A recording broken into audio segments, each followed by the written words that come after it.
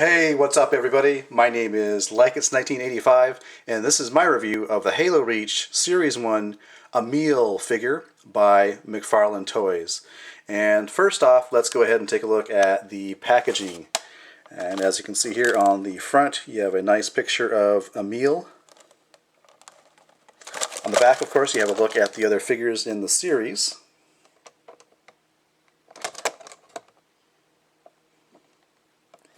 And moving on to the figure itself, first thing I want to start off with is the accessories that come with this figure. So starting with the accessory that's currently in his left hand, you do have this accessory. I'm not sure what it is, and looks to be some form of ammunition, because if you look at his chest armor here, he has some strap to his chest, as you can see there. So you get this accessory.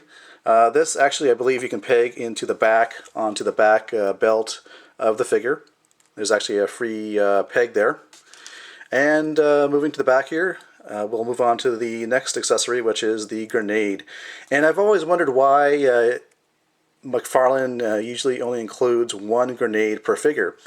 Maybe it's so that you have a free peg here to put a additional accessory on there, but I always thought just for symmetry you should have two. But there you go. You have one of those for the figure, and you do have this knife, which is pretty nice.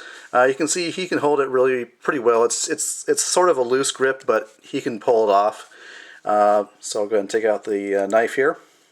And sadly, his sheath here on his shoulder armor here is not really functional. In other words, you can't put this in there. So that would have been nice. If there was some way to actually have a sheath to hold this knife. So finally, pegged onto the back here is his weapon, his firearm. Not sure what exactly it is, but you can see here it's pretty nicely detailed. It's got this peg here. You can actually remove the peg, and allows you to place the actual weapon on different parts of the figure. You could actually, if you wanted to, there's a peg hole here. You can peg it to his hip there if you wanted to. It doesn't really work for this type of gun, but for a different type of weapon it might work better. So those are the accessories for the figure. So moving on, one of the nice features of the Halo Reach line of figures is you can interchange the armor. And what I mean by that is, if you take a look at the shoulder armor here, I think they call them pauldrons, if I'm correct, but the shoulder armor here actually comes off. So you could unpeg this. That comes off. See, there's a peg there. You can unpeg the other piece of armor here, like that. That comes off. And finally, for this figure, you can actually remove the chest armor, or the, in this case, the straps with the ammo on it. And you can see it just has four pegs there, and corresponding peg holes in his chest. Now, where this becomes kind of cool is, I happen to have Carter here, and in a similar fashion, he has armor that you can actually remove from the figure. I'll demonstrate here with his chest armor. You can take this off, right? And you can put it on the Emile armor, like so. So it changes the look of the figure dramatically. And you can do the same thing with Emile. You can take Carter's armor here, plug it in, and he's got some, he's sporting some blue armor there. So that's pretty cool. And in a similar fashion, you could take the shoulder armor here and peg him into Emile's peg hole there. So you have some armor swapping capabilities, which is really nice, and one of the really the selling points of the Halo Reach figures. So let me go ahead and quick put on the armor for Emile again, and then we'll have a close look at the figure.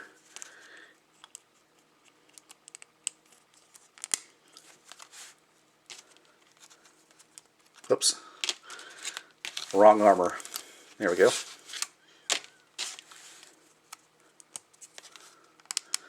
So, why did I pick up this figure?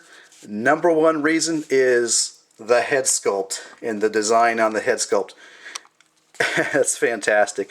Not only is it a very intimidating look with the skull face, But it's not just paint. If you take a close look, there's actually sculpting in there, as if, well, that's basically what the character did, is he carved this design into his visor of his helmet, from what I understand on from the Wikia.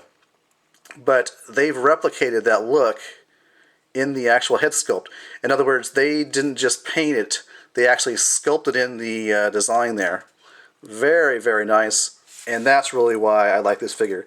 Second reason, of course, he's well armed. He's got all this ammunition strapped to him on his chest. Let me zoom in there on his chest there. You can see around his belt here.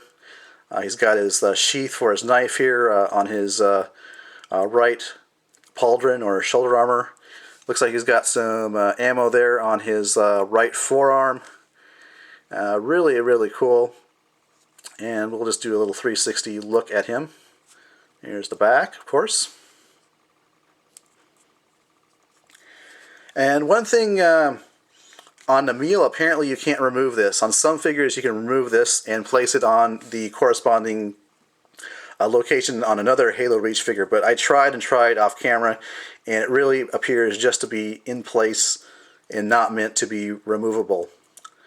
On certain figures this is, though, so you do have that capability on some figures. Really nice paintwork.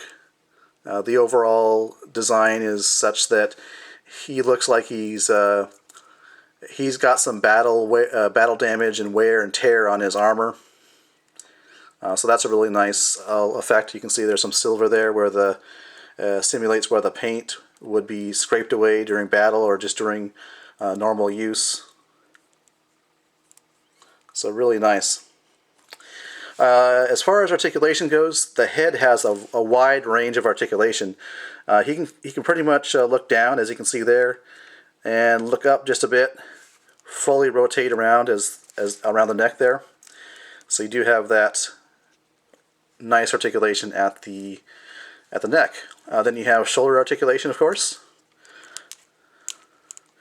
There is no bicep joint, but you do have a swivel and a bend at the elbow, and it's kind of a ratchet joint. If you can hear that, you can see the ratchet there. And then you have rotation at the wrist, and it looks like it's actually rotating in two places. It's almost like a Revoltech joint. You probably have a peg going in here and a peg going in there. So you have rotation at this point and at the point where the wrist meets the hand.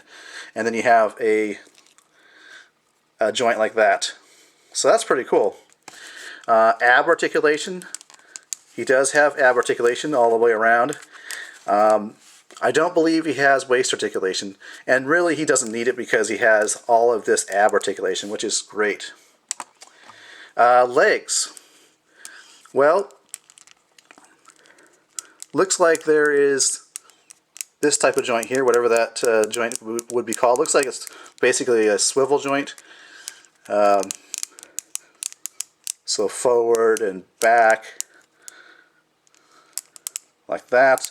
Then you have articulation at the thigh right there. You have articulation, a bend and a swivel at the knee, as you can see there.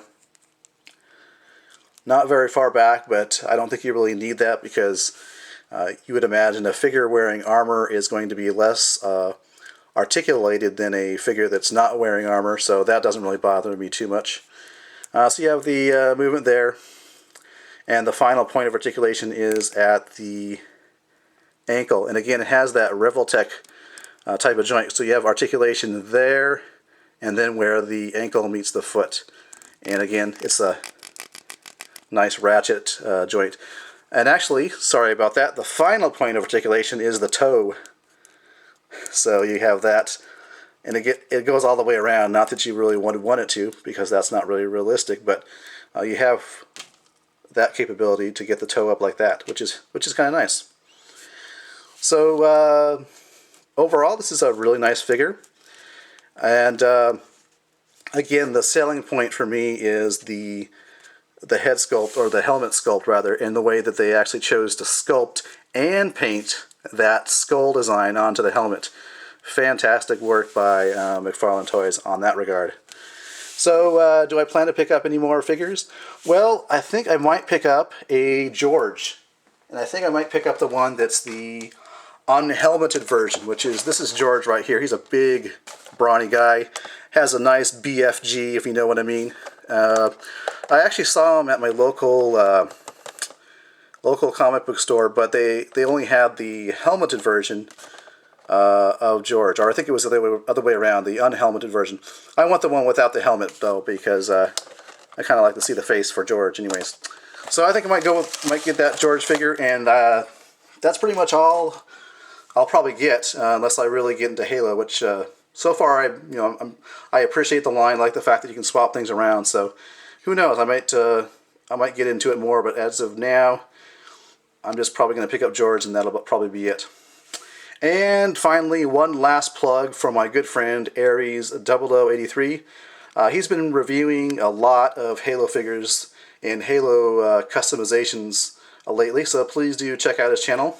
I think some of you who are subscribed to me may already be subscribed to him, but if not, please check him out if you're interested in Halo. But he also does other things as well in the past, like he's in Marvel Universe and so forth. So be sure to check him out. The link will be down below. Alright, thanks for watching. This has been my review of Halo Reach Series 1 Emile. Thanks for watching.